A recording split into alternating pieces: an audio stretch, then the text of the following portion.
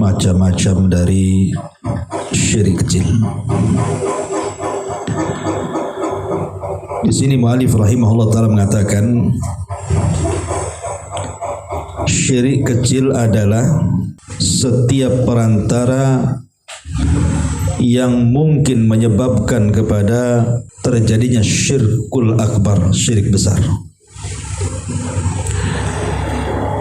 Ia belum mencapai tingkat ibadah, tidak menjadikan pelakunya keluar dari Islam, akan tetapi dia termasuk dari dosa-dosa besar.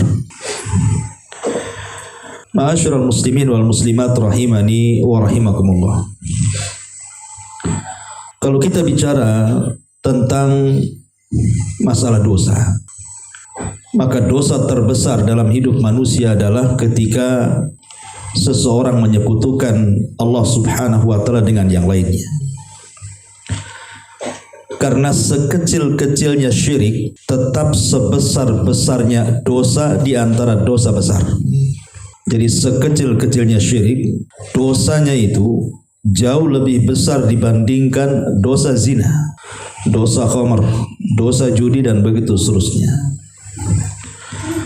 Kenapa demikian? Karena kesyirikan itu adalah kejahatan kepada Allah Subhanahu wa ta'ala. Kalau kita melihat bagaimana para nabi takut akan dosa ini, dan dosa kesyirikan ini pasti akan berlaku, bahkan kepada orang yang mengucapkan 2 kalimat syahadat sekalipun, dia masuk ke dalam ranah kesyirikan. Lah itu disebut syirkul asghar, syirik kecil. Ibrahim alaihi salatu wassalam sampai berdoa kepada Allah Subhanahu wa ta'ala, wajnubni wa baniya an na'budal asnam. Ya Rabb, jauhkan aku dan anak keturunanku dari menyembah berhala. Kalau sekelas Nabi Ibrahim saja berdoa kepada Allah bahwa dia minta kepada Allah untuk dijauhkan dari dia kesyirikan dan anak keturunannya, dan mustahil Ibrahim melakukan kesyirikan.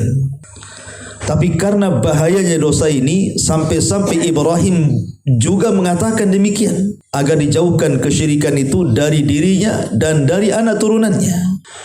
Menunjukkan bahwa syirik ini memang dosa yang teramat sangat bahaya. Walaupun dosa itu atau syirik itu jenisnya syirkul asghar, syirik kecil, apalagi syirkul akbar. Ma'asyiral muslimin yang dimuliakan Allah Azza wa Jalla, di sini kita akan membahas tentang macam-macam syirik kecil. Dan mu'alif rahimahullahu ta'ala menyebut yang pertama kali masalah riya. Masalah riya. Apa itu riya? Melakukan sesuatu perbuatan karena makhluk dan ingin mendapatkan pujian dan juga sanjungan. Itulah riya. Baik, kita akan bentangkan masalah ini. Ma'asyiral muslimin yang dimuliakan Allah Subhanahu wa ta'ala. Allah Subhanahu wa ta'ala berfirman di sini, "Faman kana yarju liqa'a rabbih faly'amal 'amalan shalihan wa la yusyrik bi ibadati rabbih ahada." Barang siapa mengharap perjumpaan dengan Tuhannya, maka hendaklah dia mengerjakan amal yang saleh dan janganlah ia mempersekutukan seorang pun dalam ibadah kepada Tuhannya. Kemudian Rasul mengatakan, "Inna akhwafa ma akhafu alaikum asyirkul asghar ar-riya'u. Yaqulullahu yawmal qiyamah, idza jazan nas bi a'malihim idhabu ila alladhina kuntum tura'un. Fid dunya fanduru hal tajiduna indahum jazaa." Kata Nabi SAW, sungguh perkara yang paling aku khawatirkan atas kalian semuanya adalah syirik kecil, maksudnya riya. Karena nanti pada hari kiamat ketika memberi balasan manusia atas perbuatannya, maka Allah akan berfirman, pergilah kalian kepada orang-orang yang kalian tunjukkan amalan kalian kepadanya di dunia, lihatlah apakah engkau dapati balasan dari sisi mereka.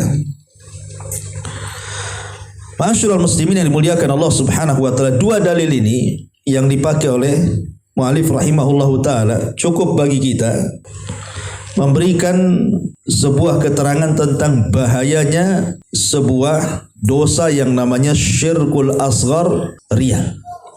Apa itu riya? Kemudian apa saja bahayanya?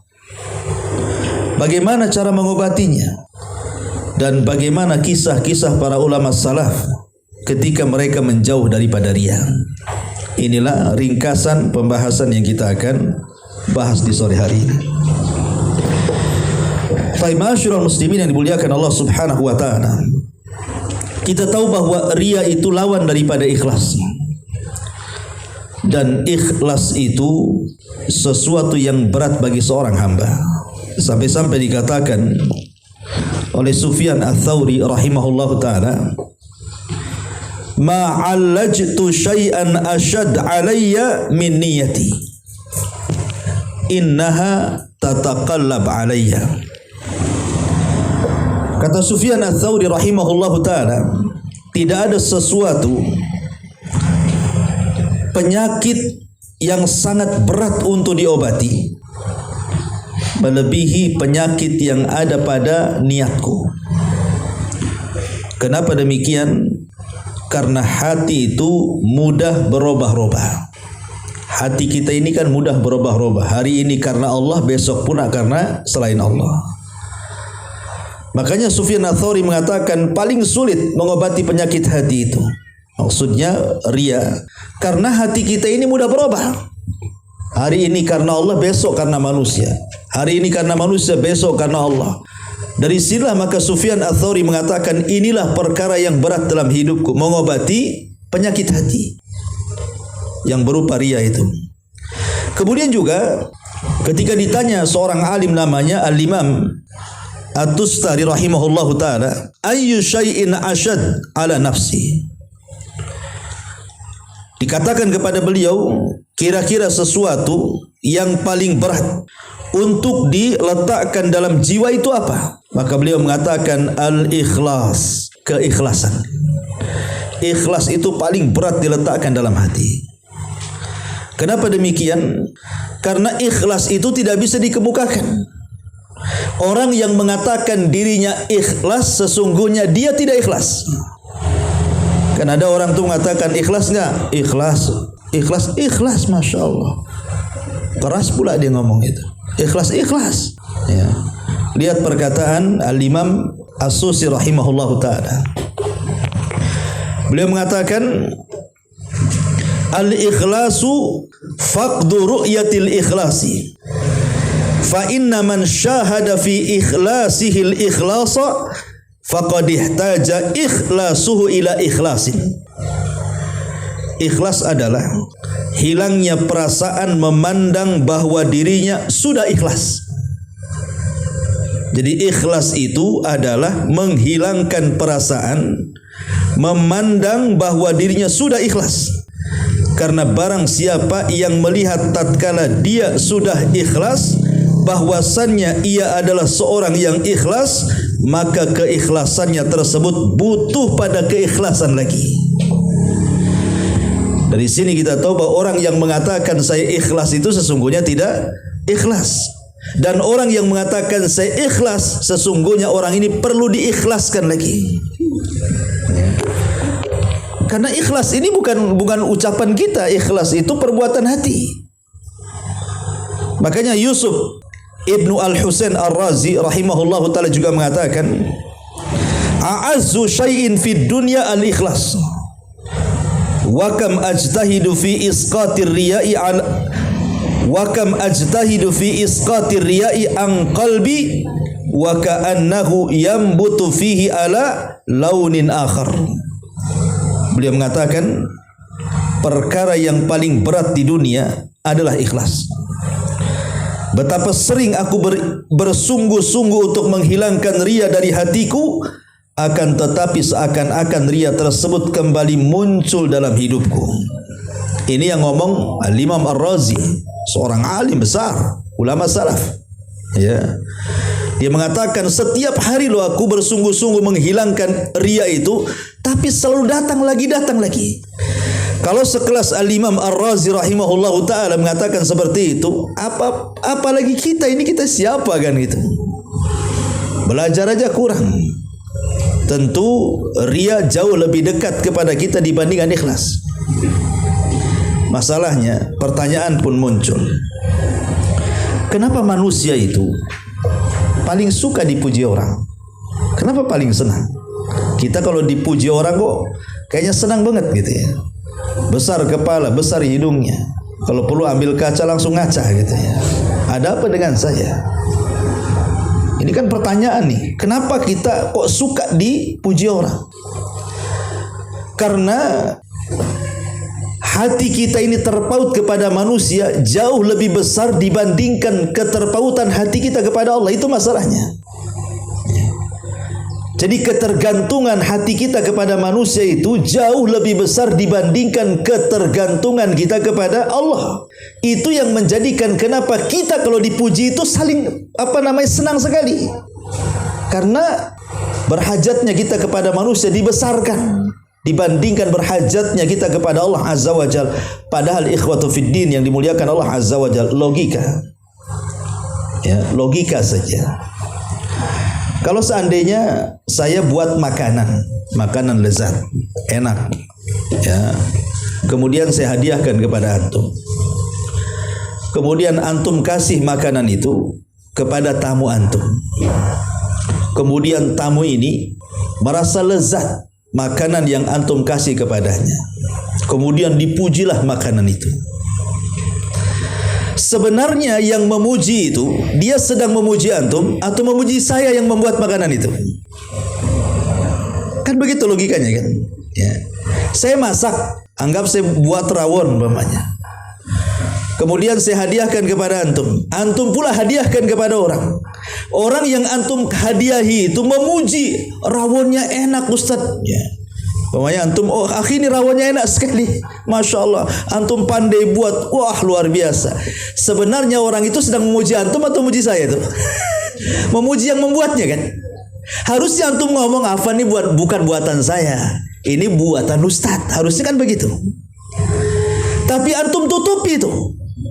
Antum tutupi, tidak mau mengatakan itu buatan orang. Antum malah katakan itu buatan saya. Berarti hakikatnya antum itu sedang berdusta. Jadi kalau ada orang memuji amalan kita, kebaikan kita, hakikatnya yang dipuji itu bukan kita tapi Allah sebenarnya. Kembali kepada Allah semuanya sebenarnya. Karena kita ini kan gak punya apa-apa. Ya, kalaupun seandainya kita diberikan jabatan, diberikan pangkat, diberikan kekayaan, itu kan Allah yang kasih. Kemudian tiba-tiba manusia yang lain memuji pangkat, jabatan, kekayaan kita, hakikatnya dia sedang memuji yang memberikan itu, bukan kita yang menerima. Jadi apa kemudian masalahnya? Kemudian orang itu kemudian malah lebih cenderung menyembah manusia dibandingkan menyembah Allah. Orang ria itu kan menyembah manusia sebenarnya. Loh, kita yang menciptakan Allah, kenapa kita kemudian menyembah manusia? Jangan menyembah manusia. Manusia itu tidak punya apa-apa. Bahkan ini ada ucapan yang sangat dalam kata para ulama. Ketika manusia memuji kita itu, hakikatnya bukan kita yang dipuji, tapi casingnya yang dipuji itu. Kenapa demikian? Karena Allah Subhanahu wa ta'ala menutup aib kita di hadapannya. Jadi yang dipuji itu bukan kita, tapi penutupnya. Kita ini ditutup oleh penutup oleh Allah, sehingga aib kita tidak terbongkar. Coba kalau seandainya aib kita dibongkar oleh Allah Azza wa Jalla, kira-kira ada yang memuji kita? Enggak ada. Enggak ada orang. Bahkan kalau seandainya setiap dosa itu ada baunya, mungkin orang tidak akan duduk di samping kita, ikhwan. Tetapi Allah itu salah satu namanya adalah As-Sittir. Innallaha sittirun yuhibbu sitra. Allah itu sittir, maha penghalang yang menghalangi aib-aib kita sehingga tidak tampak di hadapan manusia lainnya. Kalau seandainya aib kita ini kemudian dicabut oleh Allah Subhanahu wa taala penghalangnya sehingga manusia tahu semua aib kita, enggak ada satu manusia menghormati yang lainnya. Jadi ketika manusia memuji kita itu hakikatnya yang dipuji itulah sitrullah, penghalang Allah sebenarnya. Sehingga aib kita tidak nampak di hadapan manusia. Sebab kalau nampak enggak ada orang muji kita. Makanya mulianya manusia di hadapan manusia yang lain itu karena Allah masih menutup aib kita. Itu intinya. Kalau Allah sudah tidak menutup aib kita, enggak ada kemuliaan kita di hadapan manusia yang lain. Ma'asyiral muslimin yang dimuliakan Allah Subhanahu wa taala. Dan itulah bahaya daripada riya dan juga bahaya riya di dunia. Karena begini ikhwatu fiddin muliakan Allah Azza wa Jalla. Siapapun yang beramal untuk manusia itu pasti akan lelah hidupnya. Orang yang beramal kepada manusia itu sebenarnya dia telah melelah-lelahkan hidupnya. Karena percuma. Coba saya analogikan seperti ini. Saya bangun pesantren, bangun masjid. Antum datang kepada saya, Ustaz saya nyumbang 100 juta untuk pembangunan masjid Ustaz. Saya katakan alhamdulillah, syukran jazakumullah khairan. Saya doakan seperti itu. Kalau antum niatnya riya, tentu ucapan syukran jazakumullah khairan itu masih kurang. Harusnya lebih daripada itu. Harusnya Ustaz itu janganlah syukran jazakumullah khairan saja. Kalau perlu ditulis juga di grup. Kan begitu ya? Telah menyumbang si fulan 100 juta ke masjid saya. Saya ucapkan demi semoga begini supaya orang grup tahu. Itu kan susah hatinya kan. Ketika kemudian harapan yang menyumbang supaya mendapatkan pujian yang banyak bukan dari saya sebagai ustaz, tapi kalau bisa orang semua tahu, rupanya tidak tercapai gitu ya. Akhirnya kan nggak puas dia. Kalau tahu begini saya nggak mungkin nyumbang banyak-banyak kan begitu. Ngapain saya sumbang 100 juta? Bagus 10 juta saja. Nah, karena pujiannya tak panjang gitu bahasanya ya. Coba kalau panjang besok nyumbang lagi. Jadi orang yang riya itu tersiksa hatinya ikhwan. Karena keikhlasannya diuji dengan pujian. Kalau dipuji senang dia, kalau tidak dipuji nyesal dia jadinya. Tersiksa jadinya. Tapi orang yang ikhlas itu adalah orang yang hatinya tidak akan berubah. Mau dipuji ya tetap seperti itu, mau dicela ya tetap seperti itu. Itulah orang ikhlas. Dia menyamakan antara pujian dan celaan. Bagi dia sama saja. Anda memuji saya silahkan, tidak memuji pun tidak ada masalah. Tapi masalahnya berat menyeimbangkan pujian dan celaan itu.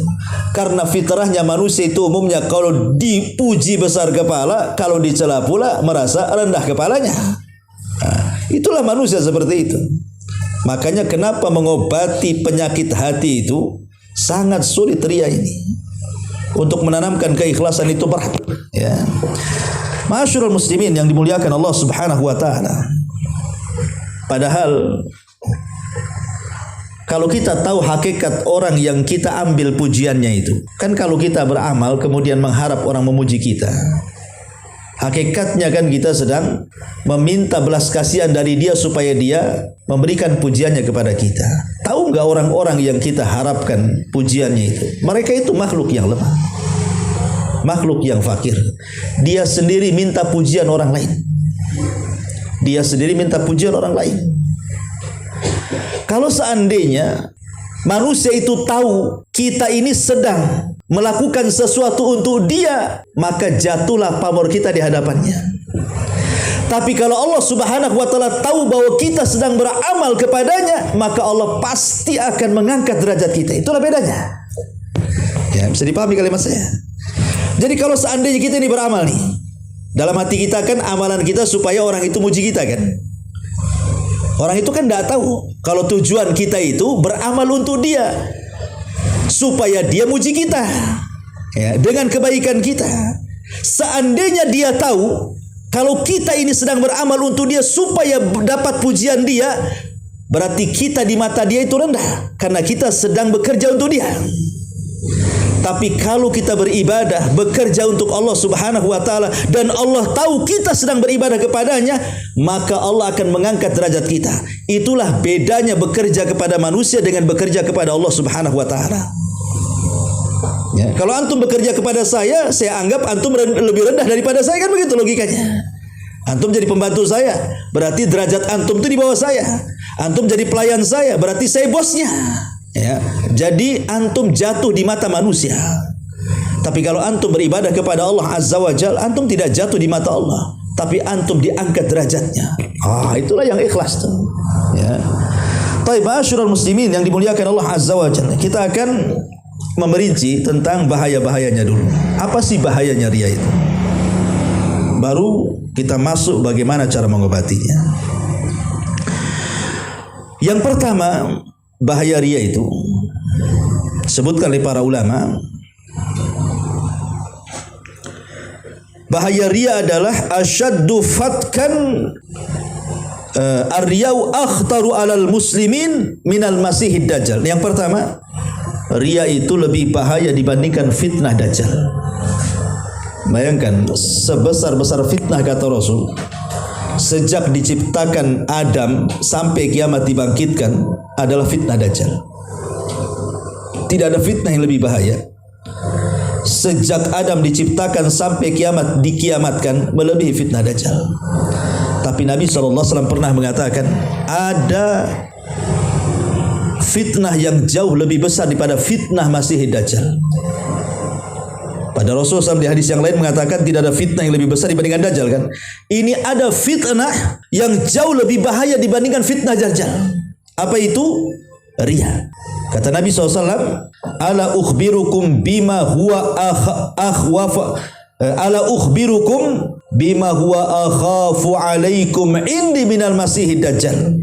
Asyirkul khafi an yakumar rajulu fayusalliya fayuzayyan salatahu fayuzayyinu salatahu lima yara min nadharir rajuli.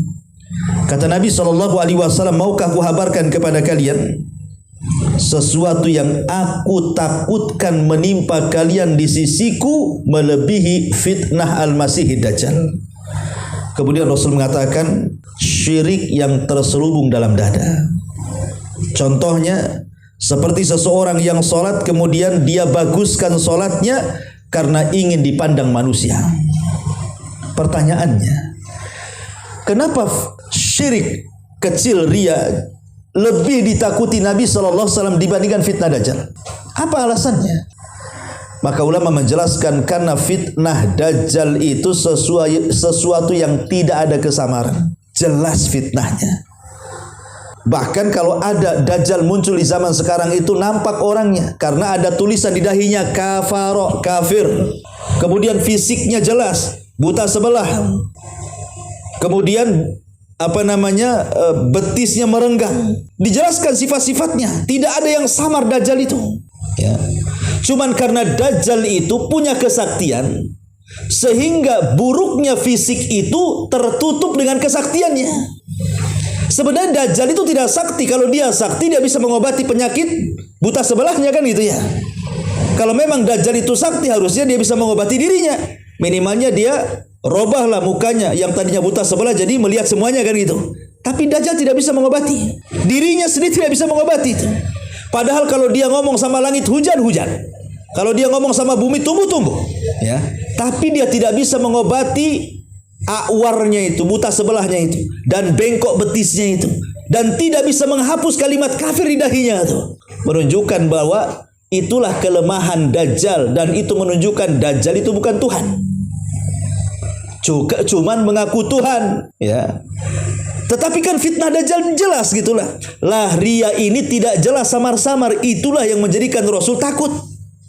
Karena tidak ada seorang muslim di permukaan bumi yang mengucapkan dua kalimat syahadat kecuali terhinggapi penyakit riya ini.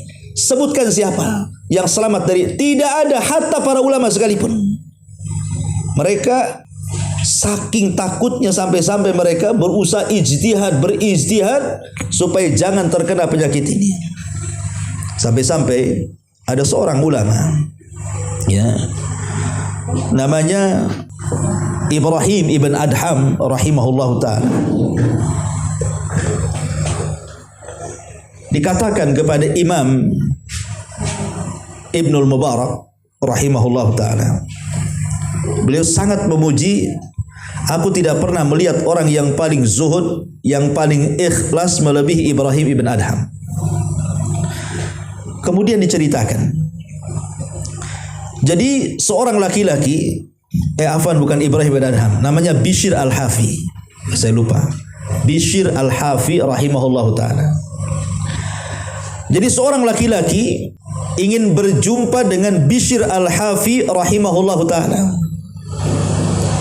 Namanya Hamzah ibnu Dahqan. Hamzah ibn Dahqan ini satu hari ingin berjumpa dengan Bishr al-Hafi. Dan Bishr al-Hafi ini ma'ruf seorang ahli ibadah, seorang yang sangat zuhud sekali. Lah Hamzah ini mengatakan kepada Bishr, ya Bishr, aku ingin satu hari kumpul bersamamu. Ya, berbincang-bincang soal agama, tanya jawab, meminta nasihat dan begitu seterusnya. Kata Bishr al-Hafi, la ba'sa, tidak ada masalah. Kira-kira kapan kau mau datang ke sini? Tentukan harinya, bulannya, tahunnya. Saya akan siapkan waktu untukmu. Kata Bishr al-Hafi rahimahullah ta'ala. Rupanya diam-diam Hamzah ibn Dahqan ini kemudian pergi menemui Bishr al-Hafi. Dan ketika itu Bishr al-Hafi masuk ke dalam masjid, kemudian sholat dalam mihrabnya. Kemudian Hamzah ibn Dahqan pun masuk tanpa sepengetahuan Bishr. Bishr al-Hafi tidak tahu kalau ada Hamzah ibn Dahqan ini.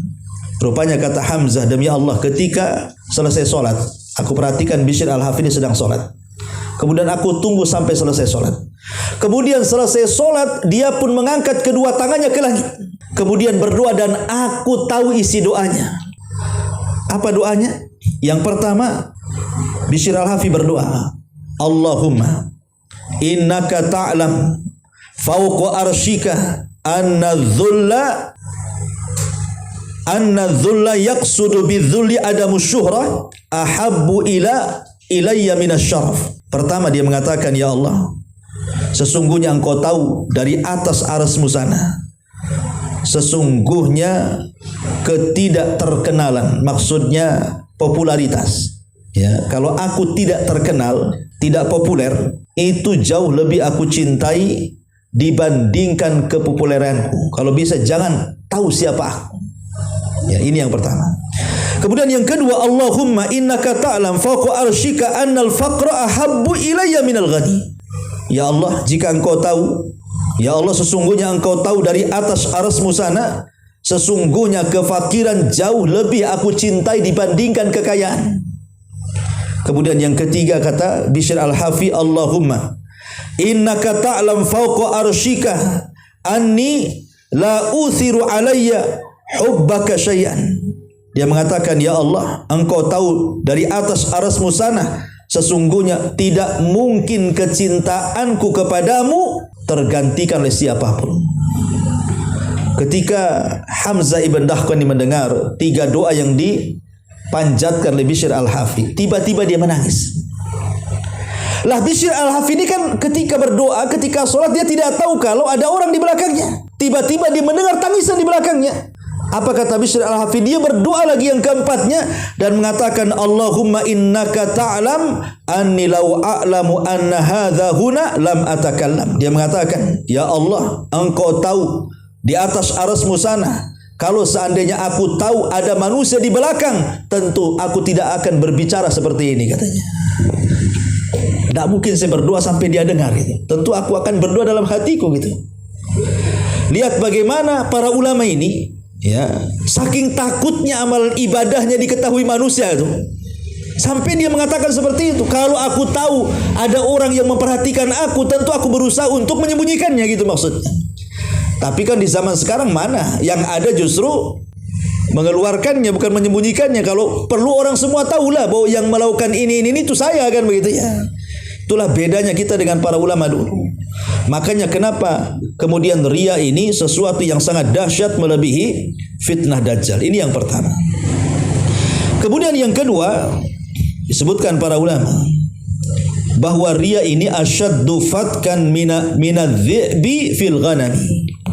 Riya ini jauh lebih dahsyat kerusakannya dibandingkan serigala saat menerkam seekor kambing. Sebutkan dalam hadis Nabi SAW mengatakan, "Ma dhi'bani ja'iani ursila fi ghanamin bi afsada min hirsil mar'i 'alal mali wasyarafi lidini." Tidaklah dua serigala, dua-duanya sedang lapar, diutus kepada seekor kambing. Maka apa yang terjadi? Dua serigala lapar dikirim kepada seekor kambing. Tentu kondisi kambing itu pasti akan habis dirusak oleh serigala dan dimakannya.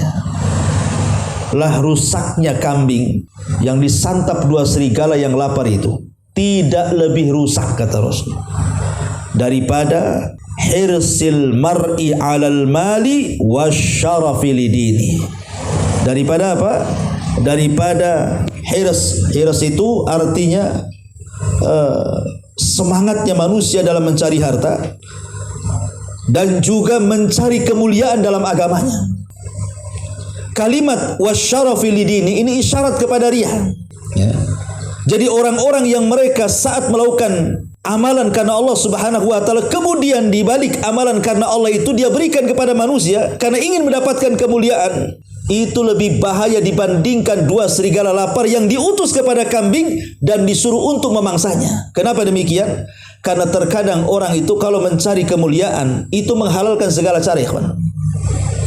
Orang mencari harta di zaman sekarang kan sikut kanan, sikut kiri. Terkadang dia menzalimi, terkadang dia menyakiti, terkadang dia membunuh, ya kan? Lebih rusak tuh kadang-kadang. Ya. Kan banyak itu antara sesama pengusaha, perang antar preman gitu kan. Apa yang diperebutkan coba? Harta.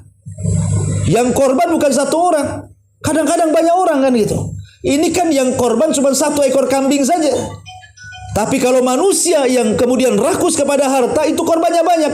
Termasuk juga manusia yang mereka riya karena ingin mendapatkan pujian manusia. Karena ingin mendapatkan pujian manusia, lihat orang-orang para pejabat tuh lah. Ya, para pejabat saja contoh, para pemimpin, para pejabat. Ya, ketika mereka ingin supaya menang, otomatis kan mencari pujian orang. Kalau antum jadi caleg gitu kan, anggota dewan, pasti kalau kampanye itu kan keinginan antum kan dipuji orang, ikhwan. Kalau dicela orang kan antum takut tidak dipilih. Ya. Makanya ketika mencari pujian orang itu, antum akan apa? Minimalnya pencitraan lah kan itu. Entah ngasih sembako, entah apa, entah janji-janji macam-macam kan itu. Supaya dapat simpati, dapat pujian manusia bahwa antum ini orang baik, layak dipilih kan begitu. Lah untuk mendapatkan pujian manusia supaya mereka mengatakan antum layak dipilih itu prosesnya banyak, kadang-kadang sewa buzzer, ya kan? Oh, jelek-jelekin tuh lawannya, ya. Kadang-kadang harus memfitnah lawan politiknya. Terkadang harus menyakiti lawan politiknya. Apapun cara pasti akan dilakukannya. Makanya wajar kalau Rasul mengatakan kalau seandainya ada dua serigala dikirim kepada seekor anjing, lebih dahsyat, ini tidak lebih dahsyat keburukannya dibandingkan orang yang mengejar harta ataupun kemuliaan di tengah manusia. Ini luar biasa lah, orang riya itu seperti itu. Ini yang kedua. Yang ketiga, bahwa khuturatul riya itu adalah yudhibu barakataha, bisa menghilangkan berkah pahala, bisa meninggalkan berkah amal solehnya, bahkan menghilangkan, bukan hanya menghilangkan berkahnya, bahkan bisa menghilangkan sak pahala-pahalanya. Disebutkan dalam sebuah ayat dalam surah Al-Baqarah ayat 266, Allah mengatakan, ayawaddu ahadukum an takuna lahu jannatun min nakhilin wa a'nabin tajri min tahtihal anhar lahu fiha min kulli thamarat wa asabahul kibaru wa lahu dhurriyyatun dhi'afa fa asabaha i'sarun fihi narun fahtarakat Kadzalika yubayyinullahu lakumul ayat la'allakum tatafakkarun. Apakah ada salah seorang di antara kamu yang ingin mempunyai kebun kurma dan anggur yang mengalir di bawahnya sungai-sungai?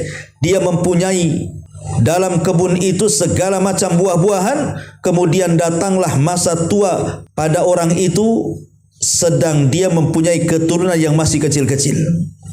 Maka kebun itu ditiup angin keras yang mengandung api, lalu terbakarlah. Demikianlah Allah menerangkan ayat-ayatnya kepada kamu supaya kamu memikirkannya. Apa sih maksudnya ayat ini? Ya. Ayat ini mengatakan seperti ini. Jadi ada orang yang sudah mengumpulkan harta. Jadi dia sudah mengumpulkan harta berupa kebun kurma gitu ya, anggur, kemudian mengalir di bawah kebunnya. Kemudian setelah numpuk kekayaannya, karena dia mencari dari muda, akhirnya dia pun menua. Ketika sudah kaya tua, kemudian dia punya anak kecil. Tiba-tiba Allah datangkan azab. Allah bakar semua hartanya. Allah ludeskan. Ya. Maka apa yang terjadi?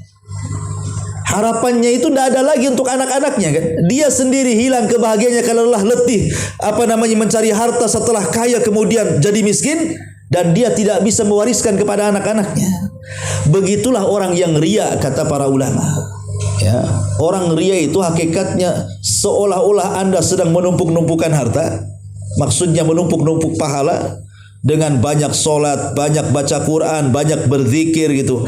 Tapi rupanya setelah nanti pada hari kiamat antum mau menuai pahala itu, rupanya nggak ada apa-apa. Kenapa? Karena antum sudah berikan kepada manusia yang hendak meminta pujian kepada kita. Jadi nggak dapat apa-apa jadinya. Bahasa Quran itu amilatun nasibah tasla naran hamiyah. Lelah letih bekerja, ujung-ujungnya masuk neraka gitu maksudnya. Nah inilah juga bahaya ria. Kemudian juga yang ketiga, yang keempat, bahaya ria itu disebutkan juga adalah sebab datangnya azab pada hari kiamat. Bahkan 3 manusia yang tersentuh pertama kali dengan neraka itu justru orang ria. Ya, di antara 3 manusia yang secara zahir itu punya amalan besar, tapi justru 3 orang inilah yang pertama kali disentuh api neraka. Apa kata Rasul dalam hadis Abi Hurairah radhiyallahu anhu? Kata Nabi SAW, inna awwalan nas yuqda yaumal qiyamah. Sesungguhnya manusia yang pertama kali akan dihisab urusannya pada hari kiamat. Dalam riwayat, man tusyu'ira bihin nar, yang pertama kali disentuh api neraka. Kemudian Nabi SAW menyebutkan 3 manusia. Pertama orang yang mati syahid, yang kedua orang yang bersedekah, yang ketiga orang yang mengajarkan Al-Quran. Coba 3 perkara ini amalan yang luar biasa kan. Pertama orang mati syahid. Orang mati syahid itu masuk surga tanpa hisab loh ya. Yang kedua orang yang mengajarkan Quran. Rasul mengatakan sebaik-baik kalianlah orang yang belajar Quran dan mengajarkannya. Kemudian yang ketiga pakar sedekah ya. Tetapi kata Nabi SAW, 3-tiganya dimasukkan ke neraka, dan mereka lah orang yang pertama kali disentuh api neraka. Kenapa? Harusnya 3 manusia ini kan masuk surga. Kenapa pula mereka menjadi orang yang disentuh api neraka pertama kali? Karena yang satu orang yang mati syahid saat dihadapkan kepada Allah, itu kan dibuatkan layar tancap tuh. Ya, di mana layar tancap itu difilmkan bagaimana dulu dia berjihad, berperang, nampak tuh. Bagaimana dia menghunus pedang, bagaimana dia naik di atas kuda, bagaimana dia guling-guling, bagaimana dia tertebas dan begitu sampai mati syahid. Kemudian Allah mengatakan, lihat tuh filmmu tuh. Betul itu kamu? Dia mengatakan, ya itu saya ya Rabb. Dengan bangganya, itu saya wahai Rabb tuh. Ya. Itu yang jatuh, yang naik unta, yang pegang pedang, itu saya itu. Kemudian Allah mengatakan, apa yang kau amalkan di situ? Maka dia mengatakan, ustushhidtu fik, aku mati syahid karenamu ya Rabb. Lihat, itu aku yang mati syahid karenamu. Tapi Allah mengatakan, kadzabta, dusta kamu. Dusta kamu, ya. Kamu itu berperang dalam film itu supaya manusia mengatakan engkau ini seorang pahlawan, dan itu sudah ma'ruf bagimu. Akhirnya dia pun terdiam. Kata Allah, wahai malaikat, seret orang ini, masukkan ke neraka. Ya. Kemudian setelah itu didatangkan lagi seorang pembaca Quran, ditampakkan lagi layar tancapnya. Bagaimana dulu dia di dunia, murid-muridnya banyak, dia mengajar Quran, suaranya paling indah dan begitu seterusnya. Kemudian Allah mengatakan, betul itu kamu tuh. Oh ya, itu saya ya Rabb. Ya, kemudian Allah mengatakan, madza amilta fi? Apa yang kau amalkan di situ? Dia mengatakan, qara'tu fikal Quran. Aku baca Quran untukmu loh. Ya. Lihat bagaimana aku setiap hari lelah letih mengajarkan manusia itu untukmu ya Rabb. Tapi Allah mengatakan, kadzabta, dusta kamu. Dusta. Engkau mengajar Quran itu supaya orang mengatakan kau seorang qari, seorang pembaca Quran hebat. Dan itu sudah ma'ruf darimu. Maka Allah memanggil malaikat, seret masukkan dia ke neraka. Dan yang terakhir, pakar sedekah. Juga sama ditampakkan di layar tancapkan tuh. Bagaimana setiap hari dia nenteng harta ke sana kemari, masuk ke yayasan panti asuhan, masuk ke masjid, masuk ke macam-macam, tidak ada tempat yang disumbang kecuali disumbang. Sampai Allah mengatakan, betul itu kamu? Oh iya Rabb, itu saya itu. Yang nenteng-nenteng harta untuk saya sedekahkan tuh saya itu setiap hari, setiap detik, setiap bulan itu. Tidak ada tempat yang butuh sumbangan kecuali aku sedekah di situ. Kemudian Allah mengatakan, untuk apa kau bersedekah di situ? Dia mengatakan, tasaddaqtu fika ya Rabb. Aku bersedekah karenamu. Tapi Allah mengatakan, kadzabta, dusta. Dusta kamu. Engkau bersedekah itu supaya orang mengatakan engkau ini seorang dermawan, bukan karena aku. Maka Allah katakan kepada para malaikat, seret masukkan ia ke neraka. Lihat, dari sini menunjukkan 3 orang ini harusnya masuk surga. Justru orang yang pertama disentuh api neraka. Apa dosanya coba? Apakah dosanya membunuh orang? Dia tidak membunuh orang. Apa dosanya menzalimi orang? Dia tidak menzalimi orang. Dia tidak mengambil hak orang. Dosanya cuma satu. Ya, karena dia beramal bukan karena Allah. Ria, karena ingin dipuji orang. Itu yang menjadikan dia masuk neraka. Ya. Makanya ini yang keempat, bahwa di antara azab bagi orang ria adalah penyebab datangnya azab. Baik, karena waktu juga yang singkat. Kemudian yang nomor 5, ria bisa mewarisi adzul wassighar, kehinaan dan juga kerendahan. Karena nanti pada hari kiamat Rasul mengatakan, man samma as-samma Allahu bi wa man yura'i yura'illahu bi. Barang siapa yang memperdengarkan amalannya kepada manusia, maka Allah akan memperdengarkan tentangnya kelak pada hari kiamat. Dan barang siapa yang memperlihatkan riya karena manusia, maka Allah akan memperlihatkan tentangnya pada hari kiamat. Jadi Allah akan mempermalukan kita pada hari kiamat. Ya. Dia nyumbang itu loh bukan karenamu, bukan karena aku, tapi karena dia begini-begini. Malu dia di hadapan manusia kelak pada hari kiamat. Kemudian yang nomor 6, riya itu bisa mengharamkan tidak mendapatkan pahala sama sekali dan tidak dapat bagian kelak pada hari kiamat. Kemudian juga riya menyebabkan kelemahan bagi kaum muslimin. Karena Rasul mengatakan, innama yansurullahu li hadhil ummah bi dhaifiha bi da'watihim wa salatihim wa ikhlasihim. Sesungguhnya Allah menolong umat ini dari orang-orang lemahnya karena doa mereka, salat mereka dan keikhlasan mereka. Ini menunjukkan bahwa ikhlas lawan daripada riya. Berarti kalau ikhlas, kuatlah umat ini. Kalau riya, lemahlah umat ini. Kemudian yang nomor 8, riya yazidud dhalal, bisa menambah kesesatan. Sebagaimana disebutkan dalam Al-Quran, yukhadi'una Allah walladzina amanu wa ma yakhda'una illa anfusahum wa ma yash'urun fi qulubihim maradun fazadahumullahu marada wa lahum adzabun alimum bima kanu yakdzibun. Mereka hendak menipu Allah dan orang-orang yang beriman, dan tidaklah mereka menipu kecuali mereka sedang menipu diri mereka sendiri dan mereka tidak sadar dalam hati mereka ada penyakit, maka Allah tambah penyakitnya, Allah tambah sesatnya, gitu maksudnya. Maka orang ria itu justru menambah kesesatan dan banyak lagi. Ya, baik. Sekarang masuk bagaimana cara mengobatinya secara ringkas. Bagaimana cara mengobati ikhlas? Apakah perlu kita datang ke awal bros atau kemana gitu, ke rumah sakit, tolong dok bedah dada saya, ambil jantungnya, jangan kau pasang lagi. Ya, kira-kira hidup nggak tuh orang tuh? Matilah, nggak ada jantungnya. Ya, bukan begitu mengobati, karena mustahil mengobati ria seperti itu.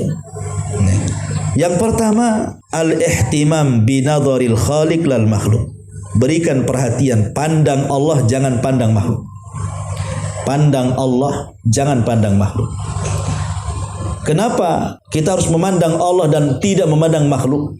Karena makhluk ini fakir, Allah ini kaya. Makhluk ini bergantung kepada Allah dan Allah tidak pernah bergantung kepada makhluknya. Bahkan orang yang kita gantungi, dia pun mencari gantungan kepada Allah Azza wa Jalla. Lalu buat apa kita bergantung kepada orang yang dia sendiri mencari gantungan? Maka Allah Subhanahu wa taala adalah zat yang maha segalanya. Yang kedua, istiwa'udz zahir wal batin. Samakan perkara itu, baik yang tampak ataupun yang tidak tampak. Kita beribadah saat ramai orang dan ketika beribadah saat sepi orang, samakan. Ya, jangan ketika ramai orang panjang pula rakaatnya, ya, bagus pula suaranya. Ketika sendirian ngebut pula solatnya. Kemudian tidak baca surat Al-Fatihah langsung ruku lagi. Ini kan parah ini kan. Karena bukan mengejar pahala, itu ngejar rakaat namanya. Yang penting cepat selesai, rukun-rukunnya terpenuhi, soal wajib sunnahnya lewat. Ya. Jadi kalau bisa samakan antara ibadah di hadapan orang dengan ibadah ketika tidak ada orang. Kemudian yang ketiga, samakan juga al-madhi wad-dam. Samakan juga antara celaan dan juga pujian. Ingat, hati orang besar itu tidak akan berubah. Hati orang mulia itu tidak akan berubah. Bahasa ulama itu qulubul udhama la tataghayyar. Hati orang mulia itu tidak akan berubah. Ya. Mau dicela silahkan. Mau dipuji silahkan. Bukan karena pujian saya terangkat, bukan pula karena celaan saya jatuh. Karena sehebat apapun manusia memuji kita, atau sehebat apapun manusia mencela kita, jangan sampai kita menjadi mulia karena pujian, jatuh pula karena celaan. Tapi samakan saja. Karena terkadang orang-orang yang memuji kita saat kita di atas, dia pula yang meletakkan tangan di muka saat kita jatuh. Lalu apa gunanya? Nggak ada gunanya jadinya. Ya, makanya samakan antara pujian dan juga celaan. Memang agak berat gitu ya, karena hati manusia itu kan cenderung ingin dipuji, itu masalahnya. Dan harus dilatih. Harus dilatih memang betul-betul. Kemudian juga yang keempat, ada muru'yatil a'mal. Jangan terlampau menghitung-hitung amal sendiri. Saya kan sudah sholat, saya sudah zakat, saya sudah puasa, apa lagi ya? Jangan begitu. Ya. Jangan pernah menghitung-hitung amal. Yang penting beramal saja. Kalau orang menghitung-hitung amal itu nanti cenderung riya masalahnya. Saya masih mending daripada dia. Gitu nantinya. Masih mending saya masih sholat malam, dia nggak pernah sholat malam tuh. Saya masih mending hadir di pengajian, itu nggak pernah hadir pengajian. Ngapain coba membanggakan diri? Itu riya, itu sama dengan riya itu. Ya. Kemudian juga yang nomor 5, nisyanu iqtidai thawabil amal fil akhirah. Melupakan pahala amalan kelak pada hari kiamat. Artinya jangan berpikir bagaimana nanti, bagaimana esok. Beramal saja, gitu maksudnya. Ya. Dan serahkan kepada Allah Subhanahu wa taala, semoga amal yang kita lakukan itu berpahala. Ma'asyiral muslimin yang dimuliakan Allah Subhanahu wa taala. Kemudian juga karena begini, ikhwatu fillah muliakan Allah Azza wa Jalla. Ya. Makhluk ini, makhluk yang kita harapkan pujiannya, memang terkadang harapan itu kita dapati. Umpamanya kita ini niat supaya antum muji saya.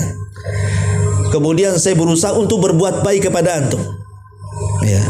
Memang hakikatnya orang yang berbuat baik pasti akan dapat pujian. Kan begitu, orang berbuat baik itu pasti dapat pujian, tidak mungkin tidak dapat pujian. Ya, walaupun tidak semua orang berbuat baik itu dipuji orang, tapi umumnya orang berbuat baik itu pasti dapat pujian tuh. Tapi tidak semua orang berbuat baik dapat pujian. Karena ada orang yang berbuat baik dapat celaan juga. Ada orang yang mudah memaafkan, dibilang bodoh. Ya, bodoh kali, lawanlah, apa yang dimaafin katanya. Ya kan begitu. Padahal baik memaafkan itu. Ada orang yang senyum, padahal baik ingin sedekah dengan senyumnya. Dia bilang pasti ada maksudnya senyum-senyum ini. Apa yang dia senyum-senyum? Pasti mau pinjam uang nih. Padahal tidak ada niat itu, karena senyum-senyum saja kan. Supaya ingin mengamalkan tabassumuka li akhika sadaqah. Senyum kamu untuk saudaramu itu sedekah. Dia ingin mengamalkan itu, tapi orang mandangnya lain pula. Ya, kayak kisah seorang anak dengan bapak yang naik keledai dari kampung ke kampung. Kan ada kisahnya tuh. Ya. Jadi ada dua orang, satu bapak, satu anak. Bawa keledai. Ketika masuk satu kampung, bapaknya yang naik keledai, anaknya pula yang jalan kaki. Apa kata orang kampung itu? Tega betul bapak itu katanya. Masa anaknya sudah jalan kaki katanya. Kemudian masuk ke kampung berikutnya, kata bapaknya, nah nggak bisa, saya dibicarakan orang. Kau aja yang naik, aku yang jalan katanya. Kata kampung yang kedua, terbalik pula, kurang ajar betul anak itu katanya. Masa bapaknya suruh jalan katanya. Akhirnya masuk kampung ketiga, kata bapaknya, nak kita turun aja lah, nak. Kita jalan sama-sama aja, nggak usah naik lagi. Apa kata orang kampung? Bodoh kali, punya keledai nggak ditunggangi katanya. Ya. Akhirnya masuk kampung yang keempat, kalau gitu kita tunggangi aja nah. Kata orang itu tidak kasihan sama keledai, masa keledai kecil ditunggangi dua orang katanya. Orang itu pasti akan dibicarakan orang, tidak mungkin tidak akan dibicarakan orang. Ya. Ini di sini ma'asyiral muslimin yang dimuliakan Allah Azza wa Jalla. Orang kalau mengharap pujian terkadang dapat pujian. Karena Allah sendiri yang mengatakan dalam Al-Qur'an, ya.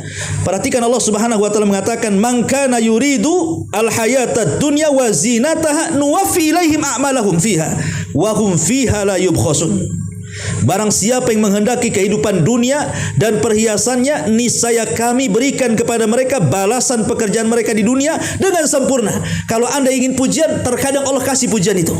Tapi ingat, pujian itu hanya di dunia saja. Dan Allah katakan, ulaikal ladzina laisa lahum fil akhirati ilan nar. Orang-orang itu tidak akan mendapatkan apapun di akhirat kecuali neraka. Lalu buat apa? Kalau di akhirat nggak dapat apa-apa masuk neraka, ketika dapat pujian. Sementara usia kita ini tidak lama. Ya, dan pujian pun hanya sebentar saja, hanya lewat di tenggorokan kemudian keluar, habis itu selesai. Kemudian kita mati masuk neraka, kan nggak ada gunanya tuh. Ya. Maka dari sini ma'asyiral muslimin yang dimuliakan Allah Azza wa Jalla, bahwa penyakit riya ini penyakit yang bahaya. Sampai-sampai Hammad ibn Salam mengatakan, man talabal hadis li ghairillah mukira bihi. Barang siapa yang mencari hadis bukan karena Allah, maka dia akan dibuatkan makar. Maksudnya apa? Terkadang begini. Ada orang yang ketika dia di dunia ingin berbuat baik, tetapi ingin dipuji orang. Tapi ketika dia jatuh justru ditinggal orang. Ya kan? Ketika dia berbuat baik saja, oh manusia tepuk tangan sama dia, memuji dia, membesar-besarkan. Ketika dia jatuh, habis pujiannya. Coba kayak orang-orang ya, ketika dia menjabat, entah jadi jenderal, entah jadi menteri, entah jadi presiden, ketika dia menjabat, semua kebaikannya masuk media. Dielu-elu, oh ini pejabat bagus, pejabat ini macam-macam lah. Ketika jatuh jadi purnawirawan, tidak menjabat, tidak jadi presiden, dihantam oposisinya. Itu presiden jelek, habis lah dia kan. Kalau ketika dia beramal menjadi presiden, menjadi menteri, itu karena Allah, insya Allah pujian itu akan langgeng. Baik ketika dia menjabat atau ketika lengser dari pejabat. Tapi kalau dia beramalnya bukan karena Allah, tapi karena ingin memuji manusia, maka manusia itu akan memuji ketika Anda di atas saja, ketika Anda di bawah, pasti manusia kembali mencelanya. Begitulah kata Hammad ibn Salamah, man talabal hadis li ghairillah mukira bihi, katanya. Siapa yang mencari hadis bukan karena Allah, maka dia akan dibuat makar dalam kehidupannya. Ya.